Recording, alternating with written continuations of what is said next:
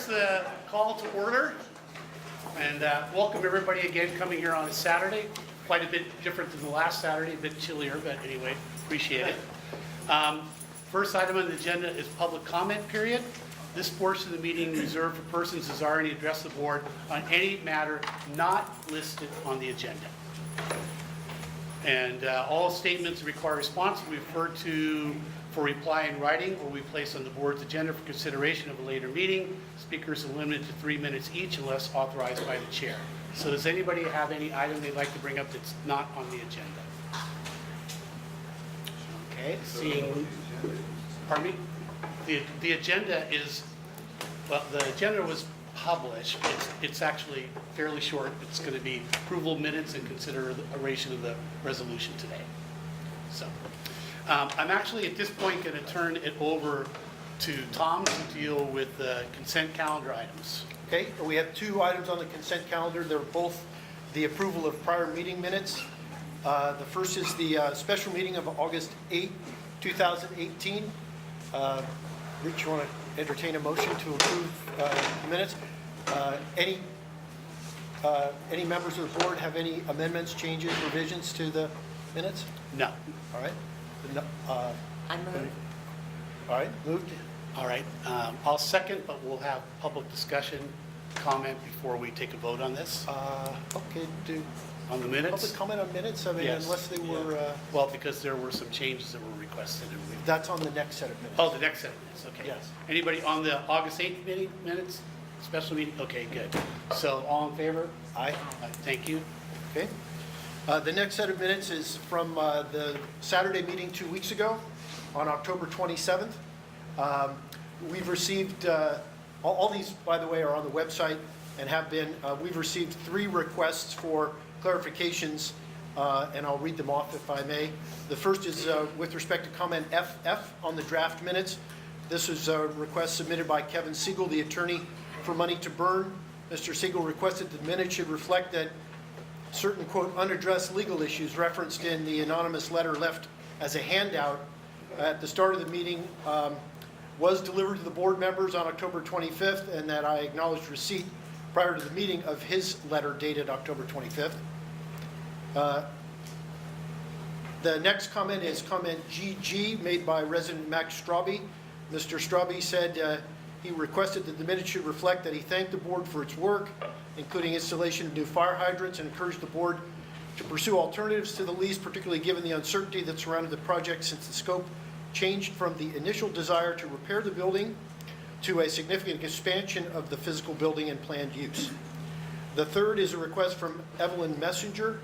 She was among the list of people who were unable to attend the meeting, but expressed support for the lease. She asked that her name be deleted from the list. And so the minutes as amended thereby are submitted. Any other comment on that, on the minutes from the meeting? I'll make a motion to approve. A second. All in favor? Aye. Minutes are approved. Thank you. That's the extent of the consent calendar.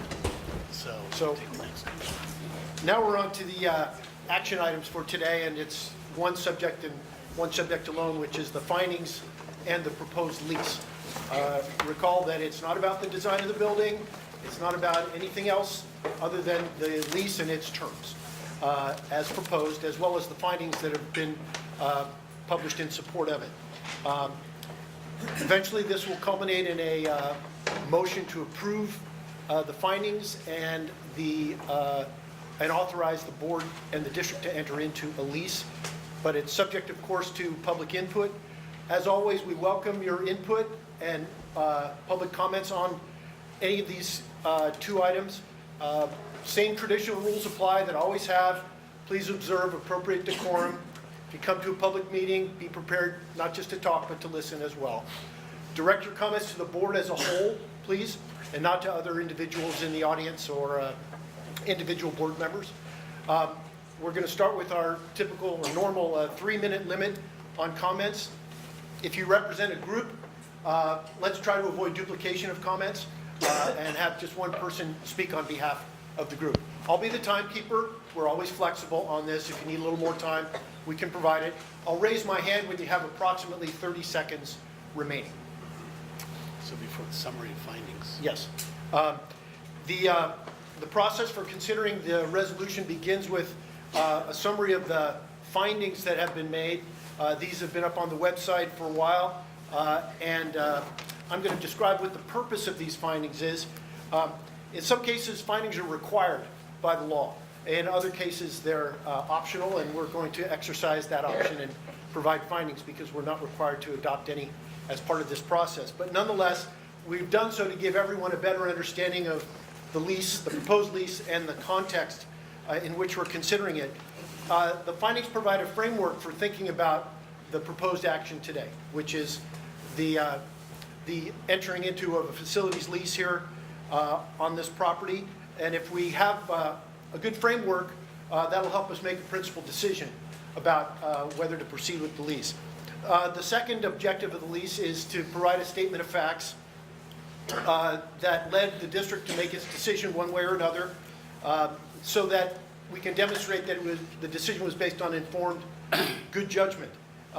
This kind of orderly process enables us to make sure that we don't jump randomly from evidence to conclusions. The third is to make public that the district considered all available information and public comments and then tried to reach a reasonable decision based upon such information. In that sense, the findings help us to ensure that our decision-making is careful, reasoned, and equitable. Fourth and finally, the findings enable someone who might wish to challenge the decision to determine whether and on what basis they might seek judicial review and remedies. And one more thing, the findings also tee up for us ideas about our readiness here in Sleepy Hollow during a crisis, whether it's financial or fire, by looking at past trends to predict future likely behavior.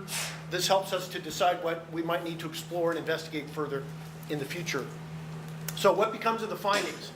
The findings are kept on file, and they're part of the record of the board's decision-making process, the final step of which is the actual written decision, and that will be in the form of a resolution, which the draft has also been on our website for quite a while. The resolution which approves and includes the findings as part of it. The resolution itself documents that the board took due care in reaching its decision and ascertaining the facts, and that there are good substantial reasons for the decision that it makes. Again, in the event that the findings are challenged in court, the findings serve to apprise the court of the basis for the board's decision, and they provide substantial evidence in the record to support the decision, which helps frame the issues for the court. So that is the purpose of the findings. I'm going to now take a minute to summarize the findings. For those of you that have not had an opportunity to read them, it's a 22-page single-spaced document that's based primarily on the staff report dated October 7th that was presented at our last meeting, which was drafted by Chris Warner, and which the board received with gratitude. The staff report provides a comprehensive evaluation of the lease, includes certain essential terms of the lease, the need for the lease, the financial and budget impacts of the lease, and alternatives to the lease. A key component in the staff report itself is our strategic plan 2017. The plan and the staff report are incorporated by reference into the findings. So it's an integrated package. These are supplemented with information that we've provided and that interested parties such as you have provided, and the reasonable inferences that we've drawn from that information. All the information has been and will continue to be available for public review. The meeting, this includes the meeting agendas, the minutes, the reports, the public notices, and notices of meetings at which the lease was considered. The first section of the findings begins with a profile of the district. This is a detailed profile of our extraordinary operating history. Next year will be the 70th year of the Sleepy Hollow Fire Protection District.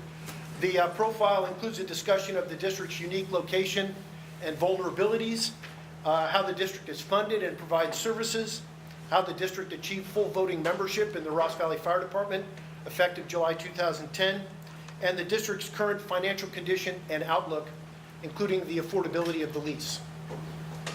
The next section deals with Strategic Plan 2017.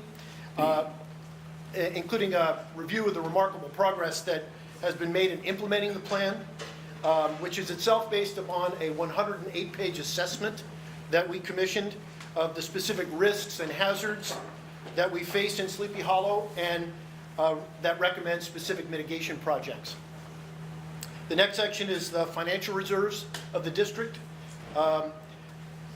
There's a detailed discussion of the status, the sufficiency, and the usability of the reserves if necessary, including in response to a hypothetical mass casualty event or other adverse developments that could occur.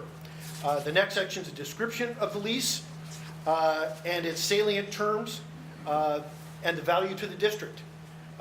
This section includes a discussion of the rental rate, comparisons to other possible sites both inside and outside the district, and the district's exposure or non-exposure to the landlord's liabilities. The next section is the need for the lease, which is followed by a discussion of the ongoing public process that has informed the district's consideration of the lease. And finally, the findings are enumerated 1 through 9 in a clear and concise fashion. There are a total of, as I say, 9 separate findings, which together conclude that the lease can and should be entered into for the benefit of the approximately 2,000 people who reside within the district permanently and the approximately 1,000 additional people who can be here at any given time, particularly during the school year.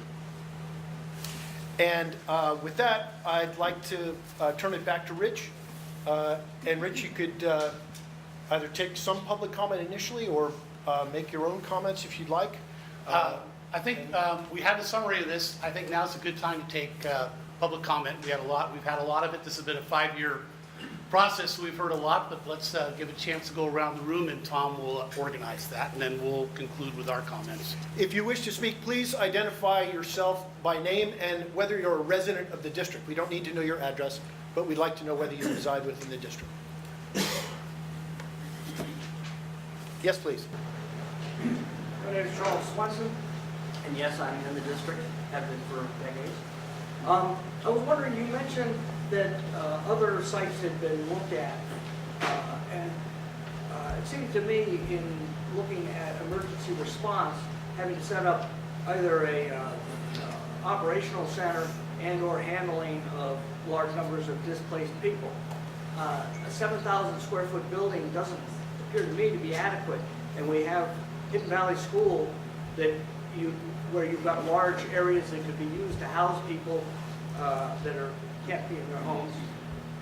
And for fairly minimal effort, you could put a 20 by 20 building behind the office for cots, blankets, communication equipment. As far as the need for a generator, you could look into whether the solar panels could be counted on to be available to cover that aspect of it. It just seems that it's a more cost-effective way if you zero in just on the crisis management without regard to the clubhouse aspect of it, which, by the way, I'm in favor of, but if we want a big fancy clubhouse, we ought to pay for it. Thank you. I should say that the public comment period isn't time for a debate or an extensive dialogue. If you do raise an issue that perhaps that we haven't considered, we may want to pursue it a bit, but if we need to take action on anything, we would have to defer that to a future meeting. Let me say, though, in response to your comments, that we approached the school several years ago about that and other possibilities, and the school was unwelcoming.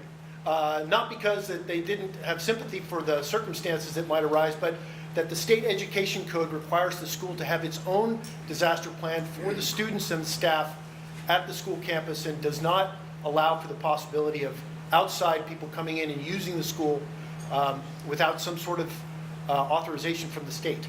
So the school said they will fend for themselves and wish us luck.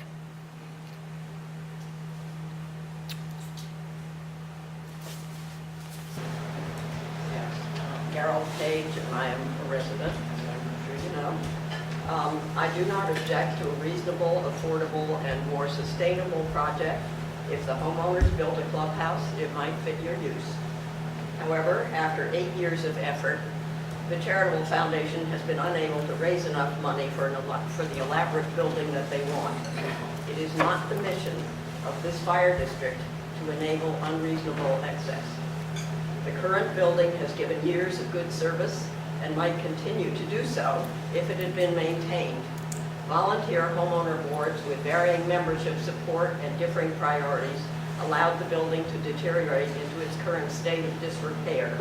There are not enough Steve Knoxes to fill the need. It is not the responsibility of this district to use our assets to correct the neglect, nor should this history lesson be erased by an even more maintenance-intensive project. The cost overrun of the project is entirely due to discretionary actions on the part of the homeowners and the charitable foundation. The size of the building has increased by over 2,000 square feet. The height has risen to over 36 feet. New features not related to district uses have been added to enhance membership and paid uses which may conflict with and limit district use. The consequences are an immediate 1.5 million shortfall and another shortfall anticipated in 10 years. That must not become the district's problem.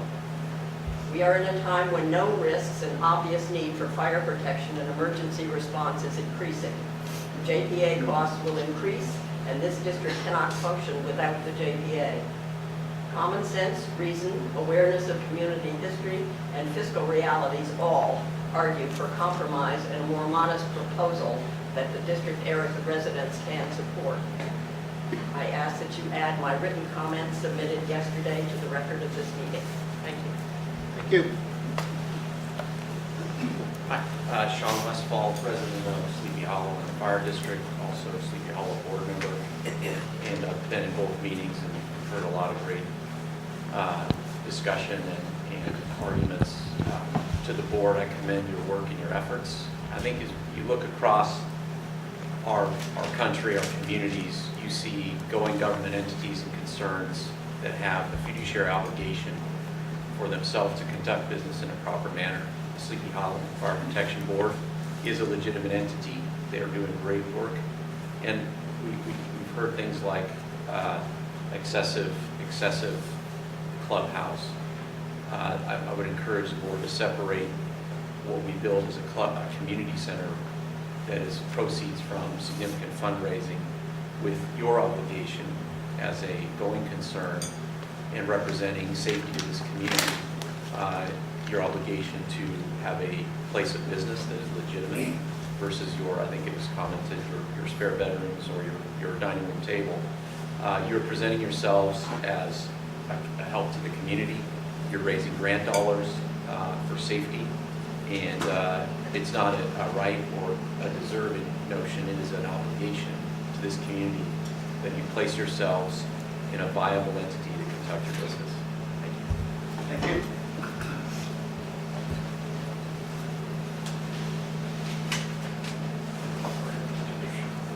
Jim? Yeah, I'd just like to take a moment to confirm and maybe extend something that I said last time. I'm Jane Blackford, and I'm currently president of the Sleepy Hollow Homes Association. Please. Okay, let me just get here and then the angle will be better. So, we have repeatedly affirmed our belief in the value of the presence of the fire district at the community center. And I'm going to use the word model to try to extend that. Your efforts on our behalf have made the district, our neighborhood, Sleepy Hollow, a model for other communities in terms of risk reduction, preparedness, and smart behavior when we have an actual emergency. And we believe that that will be magnified, strengthened, expanded, extended, perpetuated by your visible presence here at the center to engage the community. But the second idea of model in terms of your presence at the community center is that the district being at the community center models what a community center is. Open access, benefit to the entire community. And that's the intention of the new community center. So you model the concept of the whole community center. The third thing I would say is that we're eager to get on with the building of this space that you can choose to rent. And to be engaged with the community in making that happen, visioning and getting ready to execute the activities and events that we want to see, the things that we want to do in this new space that will be of benefit and interest to all residents, all streets, all ages, all lengths of time in Sleepy Hollow, social, educational, entertainment, and so forth. But your presence is a model of community center. Thank you.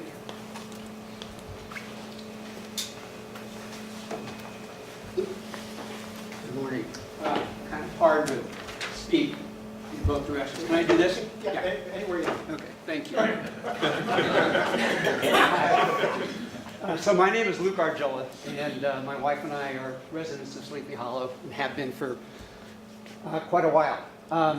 So last time, our last meeting, I spoke about the due diligence and careful consideration that this board has undertaken on this issue for the last 5, 6, or 7 years. And I think I said hundreds of hours, and I think Tom corrected me, thousands of hours, and I accept that number. And the embodiment of that work, at least in part, can be found in 3 documents, and Tom referenced 2 of them. The first one is the summary analysis of the financial value of an emergency center or this community center, and that was published in 2014, and it's on the website. The second, and Tom referenced this, is the staff report authored by Chris Warner, and then the third is the findings that I think Tom authored and summarized for us this morning. If you take a look at those, if you take the time to read those support the resolution that's on the table today. And so I personally support the resolution. I encourage you to adopt it. And after thousands of hours of work, if this group of 3 people vote to adopt that resolution, I trust that completely, and I embrace it. Thank you. Dan? Yes, hi, Dan Dunnigan, resident of Sleepy Hollow for about 8 or 9 years or so. So I'm sort of new to the community, if you will. But I will say that I've been very much a part of the Sleepy Hollow Fire Protection District as a volunteer. And living and growing up in the Bay Area, especially from San Francisco originally, no community has an engine as strong as this particular public safety engine we have today. So I'm supporting whatever you folks up here support behind that table. But to have a community center that's focused on public safety is so important. And in light of all the stuff that's happening, the particulate air that we're unfortunately having to be accustomed to these days, let's not go in these other directions. Let's get it right. We're doing what we have to do. Let's hear it out. Everyone's focused and alert right now, like a deer. Your ears are up. But let's focus on the bigger picture, which is getting this facility built and keeping the evacuation drills and all of the work that our district has been doing with the goats and the grazings and where we live in our WUI environments. It's imperative to have a district that is so focused on this. So anyway, I support it, and thank you.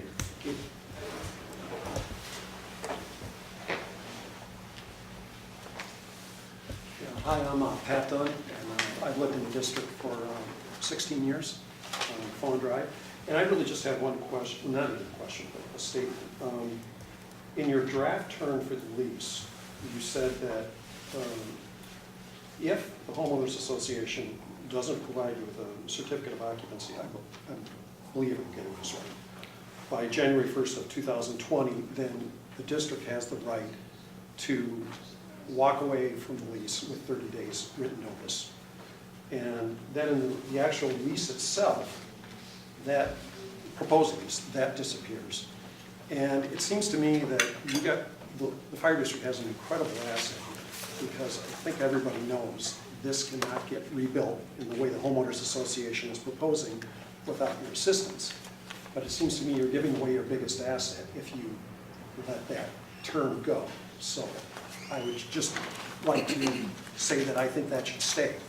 So that this has gone on for 6 years, the cost of it has gone way up. I'm just going off the article in the IJ, and that could have it all wrong.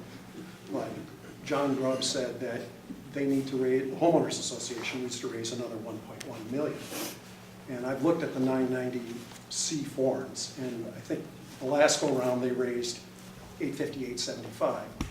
And they had to shake every tree in the hollow to get there. So I think that you guys should consider keeping that option that was initially proposed.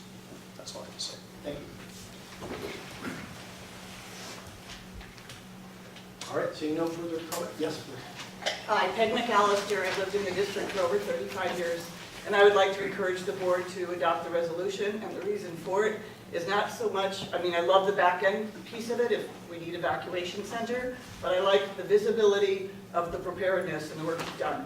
And being visible in the community and having signage that this is where the Sleepy Hollow Fire Protection District resides will help all of the neighborhood become more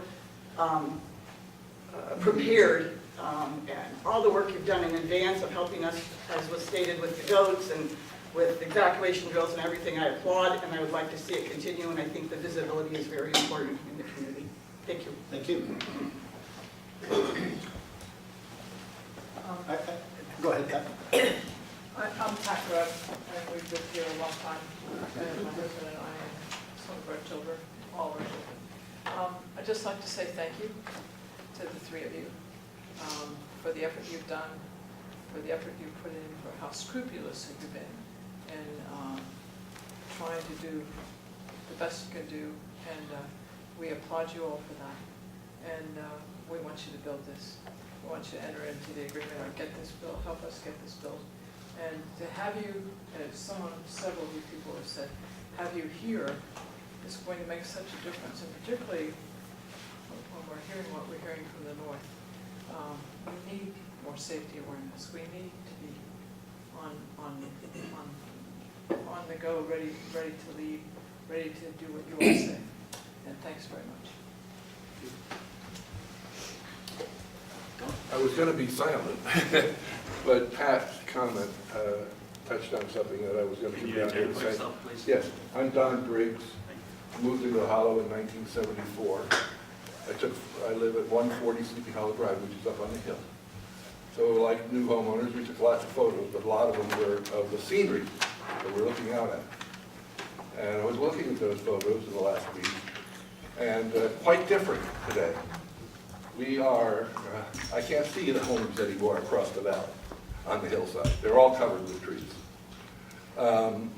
You're aware that of the fires, because you all are aware of them, but I don't know if you're aware that insurance companies have pulled out of California last year. I expect that's going to continue given the way the regulations work on insurance companies. We are going to have to figure out more ways to reduce the potential for a massive fire in Sleepy Hollow. So I support what they're doing. The other thing is I've known some of these people for 25 or 30 years, so I know their judgment is good. So that's all I have to say. Thank you. Bruce? Sure. Good morning. I'm Bruce Bound, 1165 Butterfield Road, 36-year resident in the Hollow, and I'm representing the Bunny to Burn organization. I'm against the proposed lease. This lease, which is 4 times higher per square foot than in San Anselmo for storage space and a meeting room.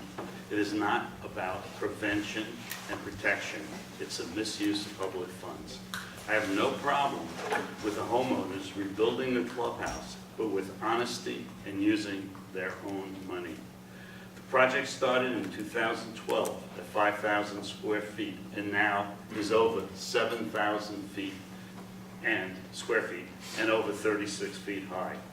I placed copies of letters from then President John Grove asking for $50,000 from the county, and the 2013 letter from Supervisor Rice committing $25,000 of taxpayers' money. Now the association is asking for over $1.5 million in taxpayers' money. Addressing the district's reserve, the staff report states that current funds can be assigned or restricted for any purpose the board deems appropriate, and that the board can reassign, modify, or unrestrict funds as it sees fit. If this is true, the financial statement disclosures are rendered meaningless. Funds assigned for liabilities, underfunded pension and benefits are not arbitrarily determined, but determined by other JPA members which can outvote Sleepy Hollow Fire District. These liabilities are not under your control. The fact is the fire district still owes these monies and can't spend them. We understand you're proposing using operating capital, not reserves. Can you honestly say that we won't have a major earthquake or a fire or another 2008 Great Recession? Any of these disasters will have a major impact on the district's reserves. You further state, in the unlikely event that reserves need to be utilized in connection with the lease, the board finds that it can simply redesignate reserves to address the district's potential financial needs. A special tax may be levied to pay for specific district expenses, if necessary. A special tax, we've all seen this before in Marin. This report addresses comparable rentals showing residential homes. You need to compare commercial space for the 703 square feet proposal. At the clubhouse, it's $141 a square foot annually. In San Francisco, Class A space is $75 a square foot annually, and in San Anselmo, Class A is $31.80 per square foot. Out of district should not be a concern. Ross Valley Sanitary District has been in San Rafael for years. In fact, they own the building. Use of Station 20 states discussions with the town manager, quote, "It is more likely that sometime in the future the town will need to remodel rather than rebuild Station 20, close quote. Why not invest in ownership in Station 20 in exchange for the cost of remodeling? I must ask the directors, if this was your money, your family's money, would you commit to pay 200% over market for 15 years? Can you honestly say we will not have any disasters that have a major impact on the district's reserves? I'm asking for your good faith and to keep the public in mind and not rush to approve but reject this lease proposal and go back to the drawing board. Thank you. And by the way, you used in your report the term citizens. It must be changed to residents. Thank you. Further comment? Seeing none, we'll bring it back to the board. Rich, take a look. Okay, well, thank you, appreciate that. I'd like to sort of summarize my experiences and my feelings of where we've been in the last 5 years, how we got here, and address some of the concerns, even that were just raised right now, but some of the things we heard for a long time. So why is the fire district considering entering into this lease agreement? This week, the Marin Independent Journal published an editorial which said that we need to better prepare for the wildfire threat with a priority placed on fire prevention and protection. The editorial praises the preparedness efforts of Fire Safe Marin, a county-wide program. As president of Fire Safe Marin, I support this lease because it will allow us to create a preparedness center located in the middle of our community that will greatly enhance the Sleepy Hollow Fire Protection District's preparedness and prevention programs. The Sleepy Hollow Fire District is recognized as a Marin County leader in fire prevention and preparedness. I won't take the time to again review all of our planning and projects. You can find all those on our website, and I brought them all up at the last meeting. But I can say with confidence that no Marin Fire District has funded as many programs to improve fire safety. I believe that our centrally located preparedness center will not only enhance our ability to organize our preparedness programs and provide a potential refuge during an emergency, but will also serve as a constant reminder of the need for each of us to take the actions necessary to improve our personal preparedness. Let's recognize this simple fact. Virtually everyone, including the principal opponents, agrees that our community needs a preparedness center and supports office, meeting, and storage space for the district. This lease has unusually widespread support within this community.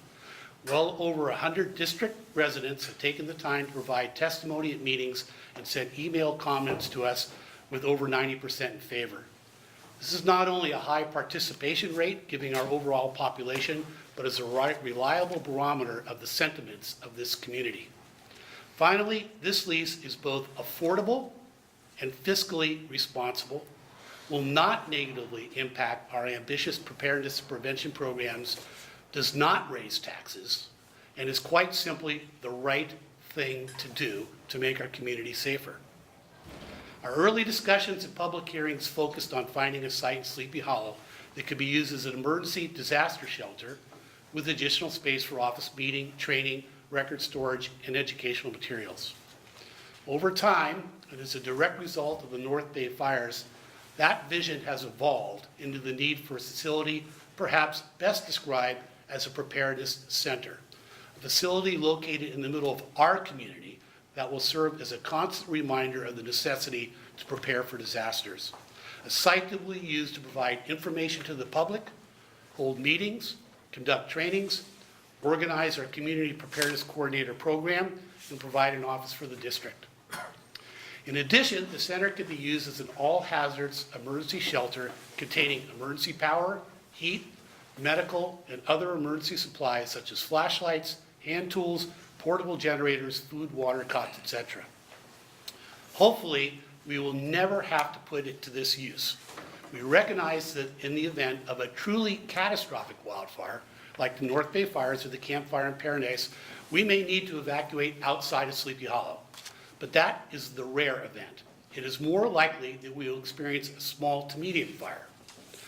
What if the recent fire at Triple C Ranch had grown to the point where the fire department needed to evacuate all residents within a block or two of the fire? In that scenario, opening this community center for evacuees would make good sense. It is likely that a routine fire would be contained and controlled within a few hours or perhaps a day, and residents would be able to return home or stay comfortably overnight if necessary. As a retired chief officer of the San Francisco Fire Department, I went to many fires where property was damaged and the residents were evacuated to a nearby community center. What about a weather-related emergency? How many of us in the Hollow have lost power for more than 24 hours? It would be great to have a place to go, get up-to-date information, recharge your electronic devices, warm up, share a cup of coffee with, or help neighbors. I do not believe it is true, as some are alleging, that the proposed community center does not meet Red Cross shelter standards. I was the lead volunteer for the Red Cross in Marin County for several years. At that time, the county had 144 approved shelters, many of which were smaller and had less robust facilities. For example, no emergency power than are proposed for this community center. Red Cross representatives, along with representatives from all the major public safety agencies, met with the original design team to be sure that appropriate safety functions were included in the original design. I have been presented with no evidence to support the claim that the proposed design would not meet Red Cross shelter standards. It is also true, though alleged, that district's priority shared use is subject to either approval of the Homes Association or a county declaration that a state of emergency exists. The lease will state that the emergency use of the space is when the district declares it. The county's emergency declaration does not impact what is essentially a contract between two private parties. This public discussion has been going on for almost 5 years. Throughout this time, there has been overwhelming support for the project. At early meetings, many more residents were in support of the Preparedness Center than opposed. In the last months, from what I've seen, support has further increased. Meeting attendance is up, shows support at the meetings has increased, and email responses are overwhelmingly in favor of the lease. When I walk around Sleepy Hollow, this fact is confirmed for me because almost everyone I run into, those who have to pay the taxes that would support the lease, are in favor of having us located in this community center. These voices of support are in addition to those who are able to make the time to attend meetings and send emails. This is not to say that there has been no opposition to the lease, but we have listened to everyone, and as I will explain, we have made concessions and compromise whenever possible. For example, our district persuaded the Homes Association to extend full membership opportunities to every district residents, even those who don't live within the boundaries of Sleepy Hollow proper. We also, as you are hearing today, and as you can see from our website posting for previous meetings, have made an effort to fully address every concern raised by opponents. As I see it, there are two small groups that oppose the lease. First, there are some immediate neighbors whose primary concerns have to do with the design and/or size of the building. I understand and I am sympathetic to their concerns. After all, the rebuild project presents a big change in close proximity to their homes. It is worth reminding everyone that the district is not responsible for the design of the building, other to ensure that it meets our public safety needs. We don't own the building, and we are not financing the construction of the building. The Homes Association and Charitable Foundation made major alterations to their initial design to try to address the concerns of those neighbors. There was discussion and debate before the County Planning Commission, open to all members of the public, and finally, a design was approved that is consistent with county zoning and building codes. Some of these immediate neighbors, all of whom have voiced support for locating the district functions in this community center, felt that in the original proposal, our level of participation was too large. We heard their concerns, and we dramatically changed that proposal. We now have before us a modest, affordable lease that, valued for inflation, is less than half the long-term financial commitment for a facility that almost everyone, opponents included, knows is needed for this community. It requires the Home Association and Charitable Foundation to be responsible for all of the financing, design, and construction of the rebuild. No lease is in effect, and no payments will be made until the building is complete. The financing comes from bank and private loans, which are the responsibility of the Homes Association Charitable Foundation, plus voluntary contributions from residents. This means that the bulk of the project is directly paid for by Sleepy Hollow residents, reflecting the will and the needs of this community. In the past, the relationship between the Homes Association and the needed neighbors has been a very good one. I am confident that the Homes Association will continue to work closely with its neighbors to ensure that the impact of the new center is a positive experience for everyone, while at the same time improving the safety and preparedness of our entire community. The second group of people who oppose the lease seem to me the anywhere but here group. They have no problem with us spending money on a preparedness center. They too support the district having office, meeting, and storage space. Their suggestion, however, is that we locate the space outside of Sleepy Hollow in the town of San Anselmo by asking Sleepy Hollow residents to give their tax money to the town of San Anselmo to help rebuild or upgrade Fire Station 20 on Butterfield Road with office, storage, and meeting space for the fire district. The Ross Valley Fire Department JPA agreement clearly states that the member towns are solely responsible for the cost of the fire stations which they own. Here are a few things to consider. The existing fire station will need to be rebuilt or remodeled within the next 10 to 15 years.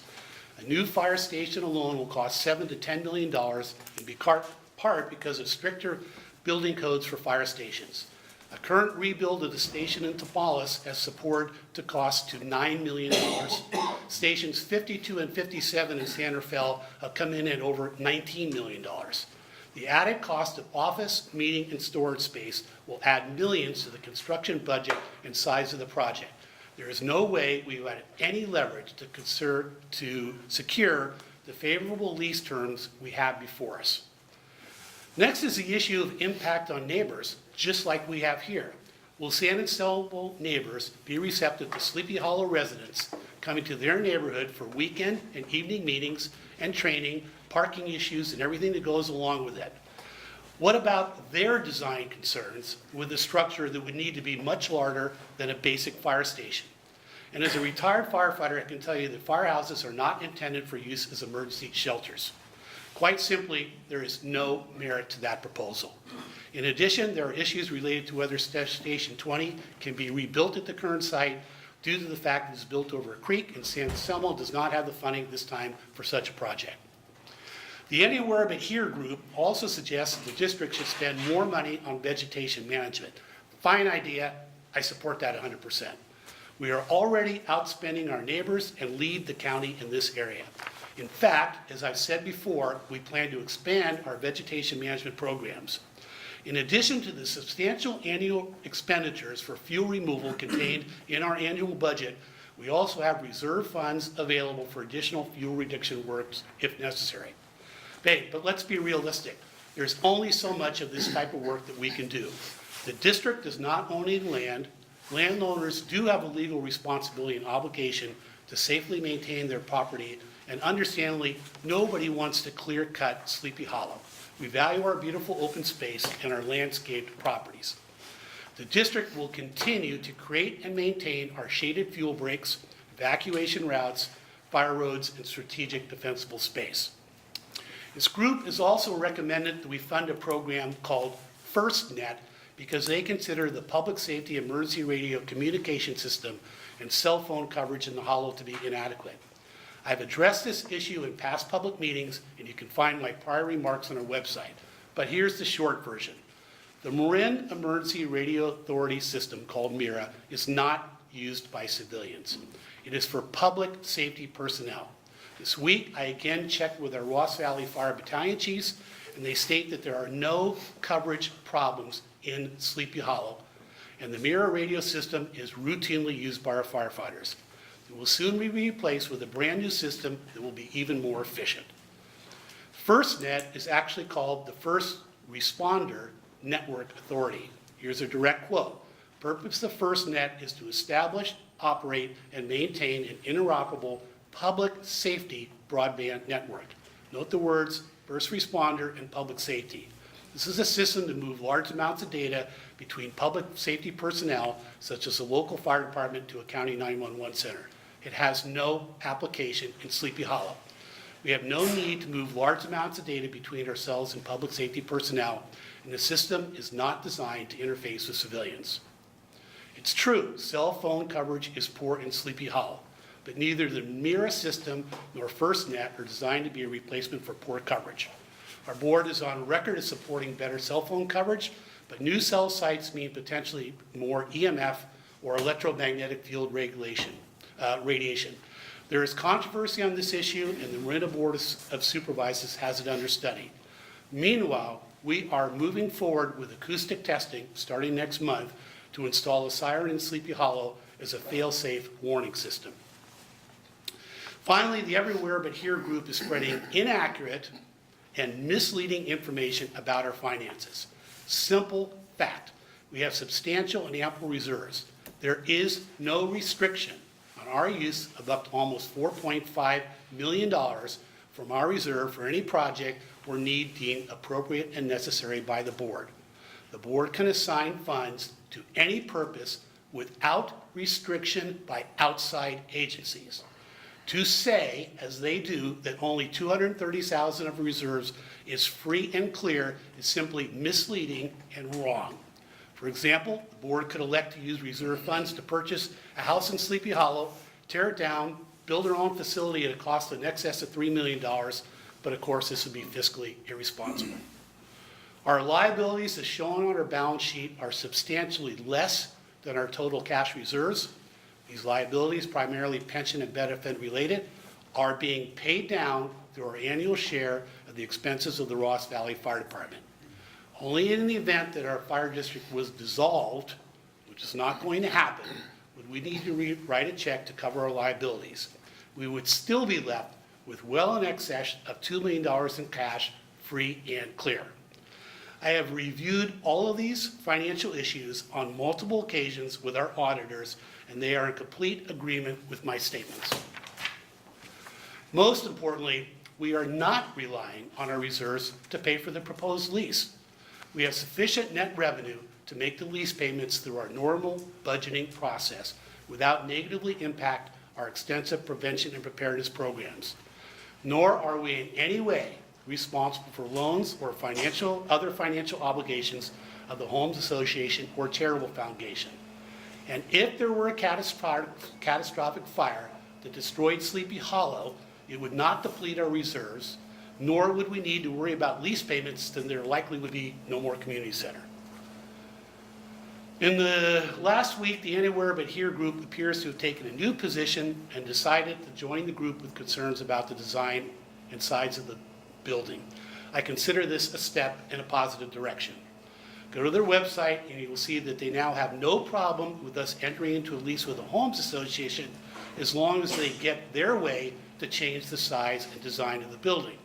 So as said before, we don't own the building and we're not responsible for design other than to assure that it has appropriate public safety functionality. Our only concern is the design has been approved by the county, which it was at public meetings, and meets the public safety needs of this community, which it does. In the past, it has been alleged that board members have a conflict of interest. This allegation was simply a scare tactic by opponents. None of the fire board members belong to the Homes Association, even though it is an important organization advocating for all residents of the Sleepy Hollow Fire Protection District. As non-members, we receive no benefit that is not received equally by every resident of Sleepy Hollow, Homes Association member or not.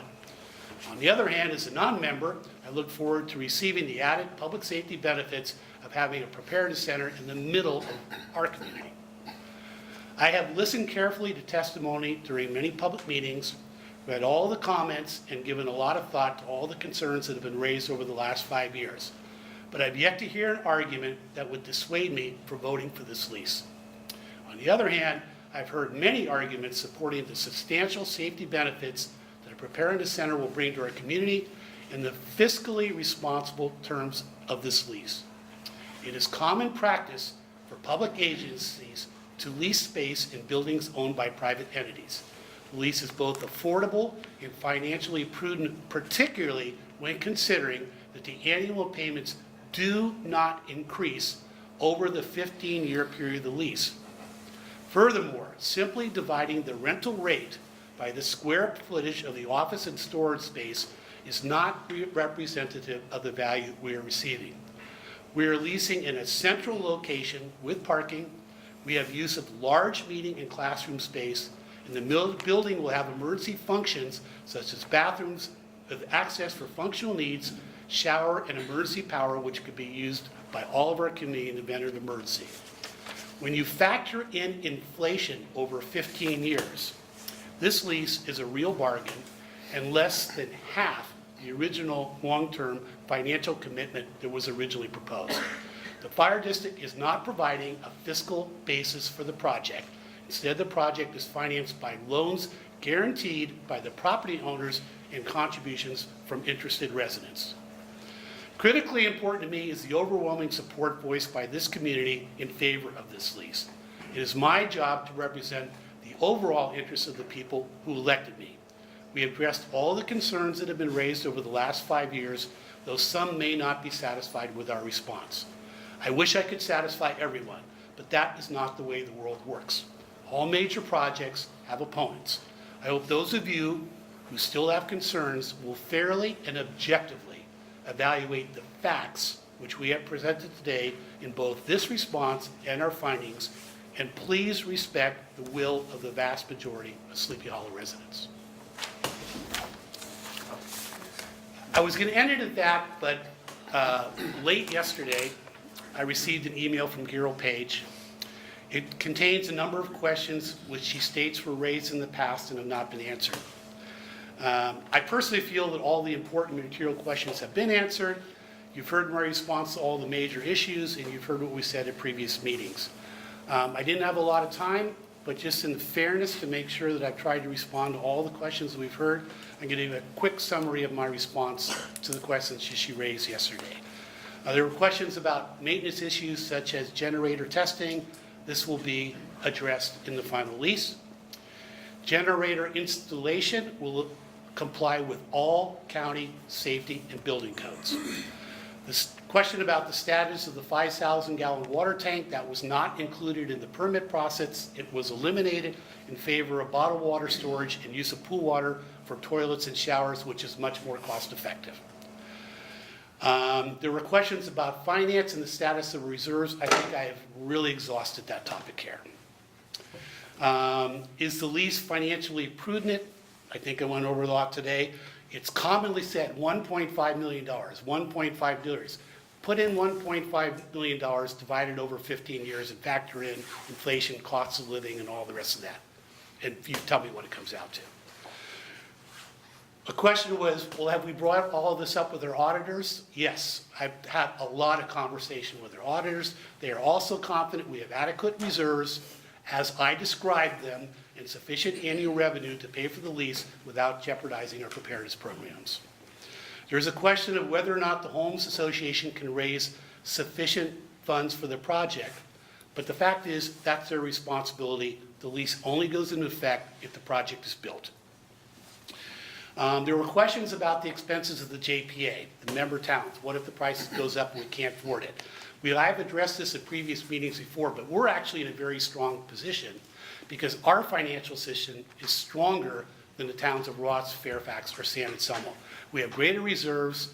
We have way less expenditures we need to deal with because they have a lot of other programs out there. And frankly, our revenue is at a much more positive basis than theirs. So in a way, we benefit by being members with them because their ability to afford cost increases is much more constricted than ours, and it's keeping the cost down and making it very affordable for all of us. There was a question about our participation in maintenance of evacuation routes. We've addressed that in our strategic plan. You've seen the work that we're doing. It's in our work plans. We support that. We're not going to build new roads through Sleepy Hollow. That's not going to happen, but we've been working very hard. We'll continue to do that to make sure that our evacuation routes are as safe as we possibly can make them. A lot of questions about the community center design. I think we've covered that extensively. There were questions about seismic safety issues. Those are addressed through the county use permits. Building's going to be up to code, meet seismic standards. All the questions about use of Station 20, I covered that quite a bit at length. There are questions about lease liability, whether we're properly protected. Our attorney reviews all of the lease. The lease has standard and extensive liability protections for us, and it's all being approved by our attorney. There was a question about the impact of catastrophic wildfire on the reserves. As I've said before, and I discussed it at more length in a previous meeting, but if we had a catastrophic wildfire here, our reserves are not going to be wiped out. We don't own infrastructure. Not PG&E, we're not the county of Marin. We don't have to pay to replace roads. We don't have any of those things. We don't even own the building that we'd be leasing in. We don't have to pay extra fire suppression because that's paid through the state mutual aid system, so even the town of San Anselmo wouldn't be paying more for that. Frankly, we would be able, our reserves are more than sufficient to withstand that. In fact, we're in better position than most agencies are. And we're part of the county of Marin, which is responsible for the infrastructure, and we're in what they call the state responsibility area for CAL FIRE, which is another plus for us. So I think we're in good shape to weather that. A question of conflict of interest in the negotiations came up. I again addressed that today. There is no conflict of interest. We're not members of the board. We've covered that before. I think everybody gets it. Question of CEQA. Wouldn't CEQA apply because supposedly we're the lead agency on this? We're not the lead agency. We don't own the property. We're not financing, constructing, building, designing. And more importantly, CEQA has been brought up by this group before. They brought it up before the Planning Commission and the Board of Supervisors, and CEQA does not apply. You can keep bringing it up. It doesn't apply. I do think one important thing, the final draft of the lease will be available for public review before we actually enter into it. There's still a few terms, it's still in draft form, but we will bring it back for everybody. We're not going to start all this discussion again, but there will be an opportunity to see it. If there's something we missed on it, we're happy to hear public comment on that. There was a question about hazmat ordinances. Again, the permit and inspection process in the construction deals with all those issues. And the last one was a question about the building security system. Through the lease agreement, the building will have robust and adequate security appropriate for building of that nature. So that's my effort to try to address all the concerns that we've raised. You've heard my overall comments on this. So at this point, I'll turn it over to our other two board members to see if they have comment. Go, sure. Yeah, no, go ahead, please. I think our fire district has done a remarkable job utilizing our monies for the benefit of all of Sleepy Hollow. Coming onto the board, I have to admit I was a little ignorant of what they did and were doing, but I've been impressed with the activities that this board has promoted to protect us against fire and other disasters. These programs are ongoing and will continue to be improved upon as we go through the years with our monies. And having a disaster center right here will benefit all of us for our location for our materials, our classes, and our activities for all of Sleepy Hollow. So weighing the issues that I've heard over the years, and I've come to the conclusion that I am in favor of the lease and going forward with it with the homeowners. Thank you. I'd like to associate myself with both Rich's remarks and Sharon's remarks and say how fortunate we are to have a person with mastery of the subject matter like Rich, command officer in the San Francisco Fire Department. To have him here in charge of these sorts of things is just amazing. I come at this from a layman's perspective, though. And so I want to supplement some of Rich's comments with some of mine. First of all, I want to say thanks to Rich for that comprehensive tour de force of why and how to get this done. I think that was beautifully arranged and conveyed. I also want to say thanks to Chris Warner for preparing the staff report that is the kernel upon which this lease is going to has been built. And then finally, we wouldn't be here today without the leadership of Frank Berto, who spent 33 years on our board. And unfortunately couldn't be with us today, but has had a lot to do with us getting to this point. I think this lease is an unprecedented tool for unprecedented times. It can be part of our community safety net, and it's a way to build on our legacy of self-reliance that we have here in Sleepy Hollow, which makes us different from the adjacent communities in many ways.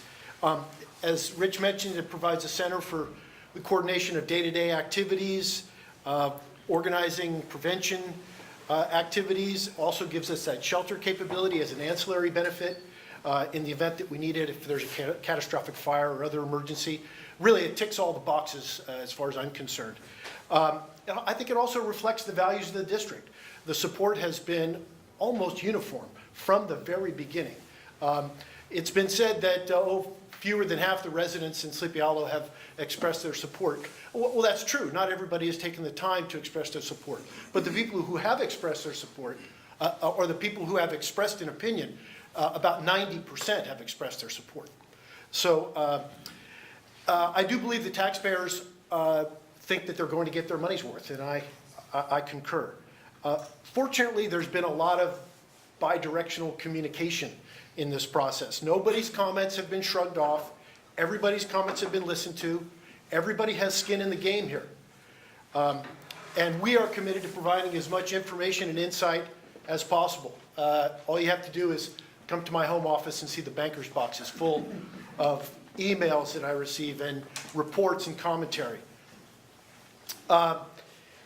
It's unavoidable that some people will be disgruntled and will exercise their right to attempt to thwart any decision to proceed with the lease.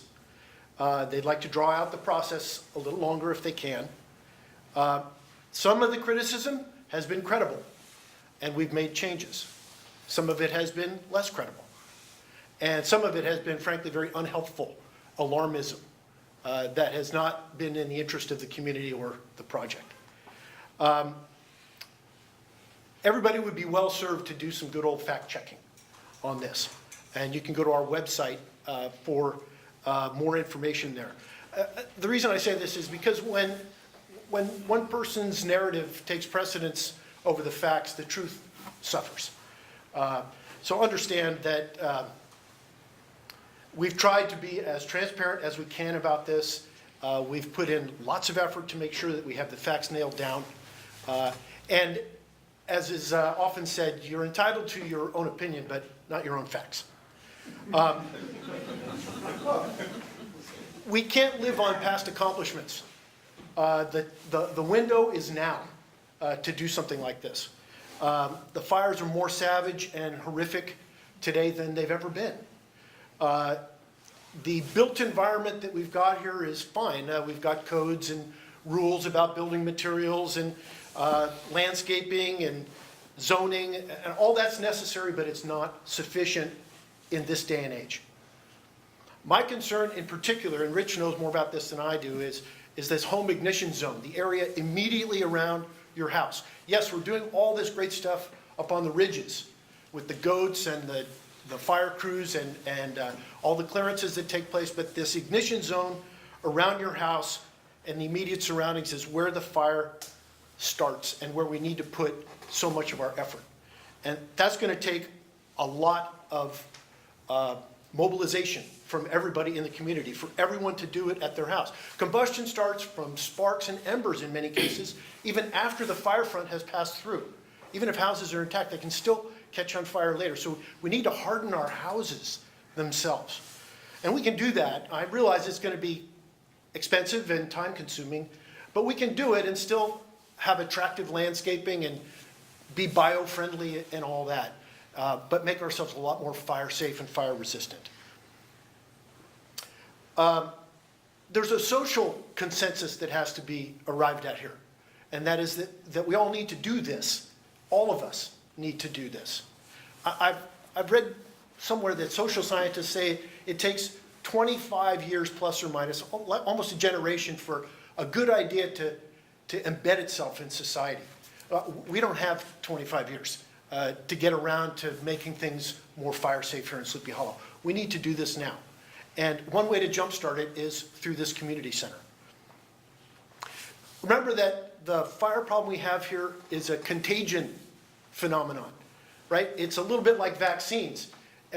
You can do all you want with your house getting it ready, but if one neighbor fails to do it and their house catches on fire, it could doom the rest of us. So everybody has to get involved, and it takes a little bit of persuading, a little bit of pressure, and a little carrot and stick to get everybody to do it. And it's going to take a while with almost 875 houses here. We just don't want to put everybody at risk, and we can't afford the apathy, because apathy enables a fire to win. So we have to be relentless about mobilizing these efforts. So we can either choose to do that, or we can choose the status quo, which is to just continue on, kind of nibble at this, pursue these fabulous programs that Rich has taken the reins over and driven for the last several years, but we have to go even further. Place the lease in the long-term context, if you would. We have a culture of self-reliance and frugality and long-term thinking here in Sleepy Hollow. We play the long game. The lease is a part of the long-term solution that we need here. Our ambitions can't be realized by the board doing this alone from our houses anymore. We need a platform from which to execute and implement these plans. I think everybody can rely on the fact that we've exercised prudent fiscal management. Unlike other agencies in the state of California, we have never sought to increase your taxes, and yet we're seeking to increase the services. This has been a long, drawn-out process. I can't say whether it's a labor of love or a love of labor, but it's all part of building a better community that everyone benefits from. Sleepy Hollow is the kind of place where people help each other out, even if they don't always agree. The lease can be the catalyst for getting what needs to be done, done. I'm in favor. Okay. Do I have a motion on the resolution before us to approve the lease with the understanding that the board president would be empowered to continue to work with the Home Association to finalize it? And just as a reminder, it will come back for people to take a look at it before we finally sign off on it. I'll make the motion, Rich, and I have the text of a proposed motion. Oh, great. All right. This is entitled a resolution approving the findings of fact of the Board of Directors and authorizing a lease agreement with the Sleepy Hollow Charitable Foundation with the consent of the Sleepy Hollow Homes Association for district public facilities. I'm going to read the text of the resolution. Whereas California Health and Safety Code Section 13861 authorizes the Board of Directors of the district to enter into leases for district facilities. And whereas findings, which are attached to this resolution as Exhibit A, have been prepared pursuant to California Health and Safety Code Section 13861 that set forth the district's need for and provisions of a proposed lease between the district and the Sleepy Hollow Charitable Foundation with the consent of the Sleepy Hollow Homes Association in certain detail. Whereas the findings have been made available to the general public for inspection on the district's website and at the residence of the district's custodian of records for not less than a week prior to the public meeting at which findings and the lease were considered by the district. Whereas the Board of Directors has considered the evidence and testimony presented at such public meeting. Now, therefore, the Board of Directors of the Sleepy Hollow Fire Protection District hereby resolves as follows. 1, the foregoing recitals are true and correct and are incorporated into this resolution by reference. 2, the Board of Directors finds and determines that the findings prepared pursuant to California Health and Safety Code Section 13861 and the proposed lease of the property pursuant to the lease will assist in the full implementation of the district's strategic plans, and therefore the lease will serve the health, safety, and welfare of the residents and others within the district. 3, the Board of Directors hereby approves the lease substantially in the form as attached hereto as Exhibit B and incorporated herein by this reference. The dated date, lease payment date or dates, place or places of payment, terms of prepayment, and other terms of the lease shall be as provided in the lease as finally executed, provided, however, that the aggregate amount of the rental payments payable under the lease shall not exceed $1,485,000, and the term of the lease agreement shall not exceed 15 years, provided that such term may be extended as provided therein. 4, the approval of the lease through this resolution does not commit the district to any action that may have a significant effect on the environment. As a result, such action does not constitute a project subject to the requirements of the California Environmental Quality Act.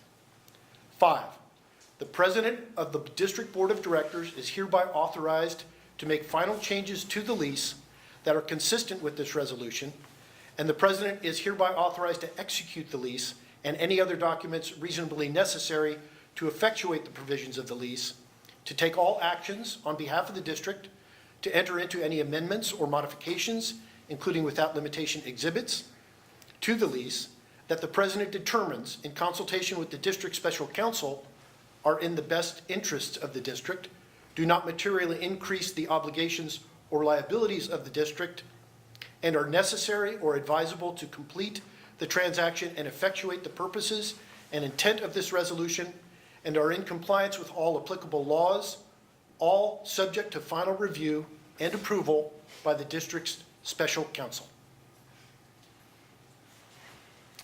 I second. All in favor? Aye. Aye. Passes unanimously. Okay.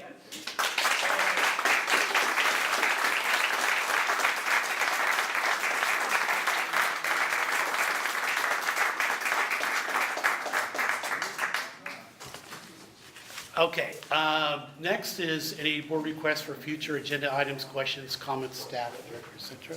Just one, I'd like to propose that we adjourn today's meeting in memory of our fellow Californians who've suffered so greatly in the Woolsey and Camp fires, and the public safety personnel who put their lives at risk, trying to do their best to help all of us. Great. Thank you, appreciate that. And our next meeting will be a regular meeting. We'll try to get it done before the end of the year, you know, with holidays coming up and all, which would just be normal routine business. So thank you very much for attending. It's a big deal to take your time to come out on a Saturday with this miserable weather and all the rest of that, but it's much appreciated, and I think representative of this community. Thank you. Thank you.